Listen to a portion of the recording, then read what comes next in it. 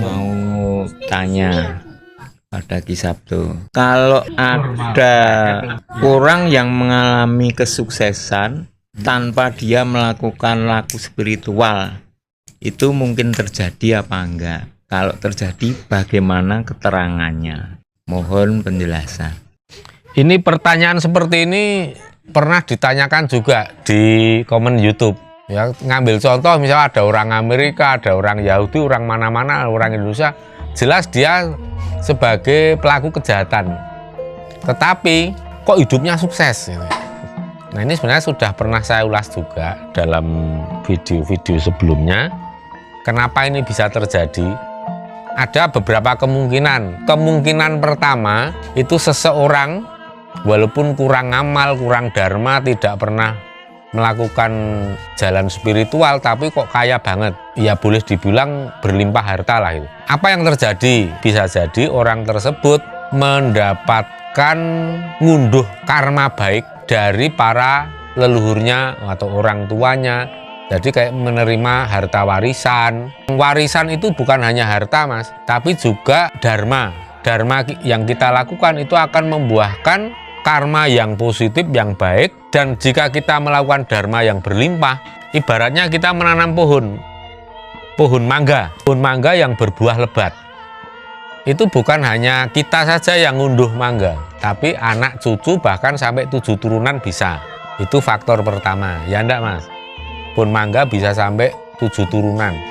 Demikian juga amal kebaikan para leluhur, itu bisa sampai sekian turunan belum habis. Tergantung seberapa besar dharma yang dilakukan oleh para leluhur kita dulu. Ini penyebab pertama. Penyebab kedua, orang mengandalkan kekuatan fisik yang terdiri dari otot, daging, pikiran. Makanya ada saja orang yang sangat licik, orang yang tukang menipu, tukang memalsukan produk, tukang mencatut merek-merek yang lain, tapi kok bergelimang harta, ya jelas, Mas, bisa dilakukan. Jangankan kok orang yang seperti itu, sekarang yang namanya perampok saja bisa kaya. Maling bisa kaya, korupsi bisa kaya, enggak, Mas? Ya toh? Mereka itu bisa kaya tanpa melakukan jalan spiritual, tanpa perlu melakukan dharma. Tapi apa yang ditempuh? Jalan pintas, ya enggak? Jalan pintas. Ini sisi yang negatif. Sisi yang positif, seseorang itu melakukan kerja yang sangat keras, banting tulang. Orang lain tidur, dia melek, ya kan? Orang lain sudah istirahat, lelah, dia masih bekerja. Bisa sukses, dan itu tidak melakukan kejahatan. Tapi di sini persoalannya ada loh, Mas. Kalau yang melakukan kejahatan, kaya raya tapi melakukan kejahatan, kekayaannya diperoleh melalui kejahatan, pasti ada karma, ya enggak? Kalau dia itu bisa ngunduh karma saat masih hidup, masih mending. Kalau enggak, maka karma itu akan turun ke anak-anaknya kelak. Belum lagi dirinya saat sudah badannya, raganya mati, sukmanya mau masuk ke alam keabadian gagal, mental. Karena apa? Tindak kejahatan yang dilakukan, menyengsarakan banyak orang, melakukan kapitalisasi, ya kan? Ini sangat mungkin kan terjadi. Kekayaan tanpa ritual pun kaya raya, tanpa berdharma pun kaya raya, banyak. Tapi orang seperti itu sesungguhnya bukan sedang berjaya dalam berlimpah harta, berjaya dalam kekayaan kemakmuran, tetapi sedang melakukan kejahatan yang luar biasa. Ya toh? Kita jangan terkesima dengan kekayaannya, tapi yang dilihat, yang ditimbang oleh alam, hukum alam adalah kejahatannya itu. Maka kemakmurannya itu hanya tinggal menunggu waktu. Pasti ada titik wancinya, ada saatnya akan menjadi bumerang, akan mencelakai dirinya. Kalau tidak saat dia masih hidup, anak turunnya akan merasakan. Karena hukum alam maha adil, tidak pernah menyisakan secuil pun ketidakadilan. Pasti akan diadili oleh alam. Itu. Jadi sekarang kita tinggal pilih, tanpa perlu ritual, tanpa perlu selaras harmonis dengan alam, tanpa perlu berdharma, tapi bisa meraih kekayaan, bisa, dan bahkan 1000 cara, Mas. Tapi ya itu tadi, ibaratnya orang hidup, orang itu tidak menciptakan pagar gaib buat dirinya sendiri. Orang itu tidak sedang menciptakan tameng untuk dirinya sendiri. Makanya orang-orang seperti itu pada saat terbentur suatu masalah yang berat, mengalami suatu penyakit yang tidak ringan, biasanya sulit untuk ditolong, biasanya sulit untuk disembuhkan, biasanya sulit untuk mendapatkan solusi jalan keluar. Jadi orang-orang seperti itu benteng hidupnya itu menjadi lemah. Begitu kena kesengsaraan, penderitaan, sulit untuk ditolong, untuk dibangkitkan. Ya, makanya banyak memang orang kaya itu banyak. Tapi kita bisa menempuh, kita meraih kesuksesan, tetapi meliputi 3 wilayah, meliputi 3 elemen, yaitu hati kita, sugih hati, sugih ngelmu, ya sugih bondo. Itu yang paling ideal. Nah, mana yang ingin kita pilih? Karena hidup ini pilihan. Tentu kalau kita suruh milih, ya kita pasti ingin yang dadi wong sing sugih hati, sugih ngelmu, sugih bondo. Kaya hati, kaya ilmu, kaya harta. Apakah orang itu mesti kaya? Orang itu harus menempuh jalan untuk kaya? Tidak. Masing-masing orang punya cara sendiri untuk menikmati hidup, ya toh. Ya kayak Om Dono, sederhana, neng diteuki, ya saya gitu. Nah, sekarang yang namanya kita hidup itu kan kacamata yang dipakai jangan orang lain lah, kacamata kita sendiri. Kita bisa menikmati, ya kan gitu. Nah, ini yang perlu kita tekankan dalam hidup ini, itu ya masalah bagaimana kita menikmati hidup. Kalau kita mau memilih, kalau aku milih menjadi orang yang punya harta melimpah, punya uang yang banyak nggak ada habisnya, itu boleh tidak keliru, Mas. Karena apa? Kalau kita punya harta yang berlimpah, kita punya uang yang banyak, kita bisa melakukan dharma dengan uang itu, ya enggak? Otomatis kita kalau menjadi orang yang tidak pelit, pasti kita akan selalu memberi dharma dengan uang, dengan harta. Makanya kita menjadi orang yang tidak pernah nyadong, tapi tangannya mengkurep.